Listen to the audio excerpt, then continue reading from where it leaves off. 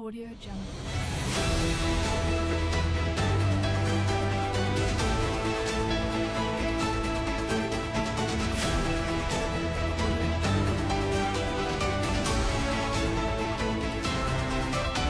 Kutch live અસ્મિતા news ચેનલને like, comment, share, subscribers.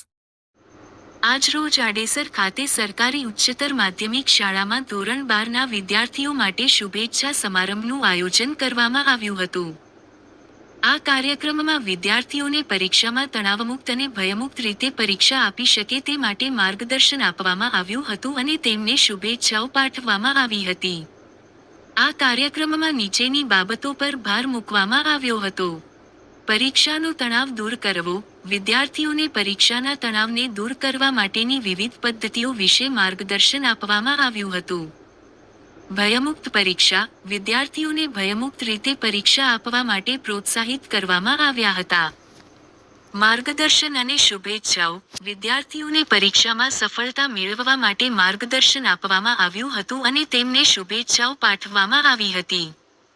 આ કાર્યક્રમ વિદ્યાર્થીઓ માટે ખૂબ જ ઉપયોગી સાબિત થયો હતો અને તેમને પરીક્ષા માટે પ્રોત્સાહિત કર્યા હતા. ભયમુક્ત પરીક્ષા. વસીમ રિપોર્ટર, આડેસર, કચ્છ લાઈવ અસ્મિતા ન્યૂઝ ચેનલો. આજરોજ આડેસર ખાતે સરકારી ઉચ્ચતર માધ્યમિક શાળામાં ધોરણ 12ના વિદ્યાર્થીઓ માટે શુભેચ્છા સમારંભનું આયોજન કરવામાં આવ્યું હતું. આ કાર્યક્રમમાં વિદ્યાર્થીઓને પરીક્ષામાં તણાવમુક્ત અને ભયમુક્ત રીતે પરીક્ષા આપી શકે તે માટે માર્ગદર્શન આપવામાં આવ્યું હતું અને તેમને શુભેચ્છાઓ પાઠવવામાં આવી હતી. આ કાર્યક્રમમાં નીચેની બાબતો પર ભાર મૂકવામાં આવ્યો હતો. પરીક્ષાનો તણાવ દૂર કરવો. વિદ્યાર્થીઓને પરીક્ષાના તણાવને દૂર કરવા માટેની વિવિધ પદ્ધતિઓ વિશે માર્ગદર્શન આપવામાં આવ્યું હતું. ભયમુક્ત પરીક્ષા. વિદ્યાર્થીઓને ભયમુક્ત રીતે પરીક્ષા આપવા માટે પ્રોત્સાહિત કરવામાં આવ્યા હતા. માર્ગદર્શન અને શુભેચ્છાઓ.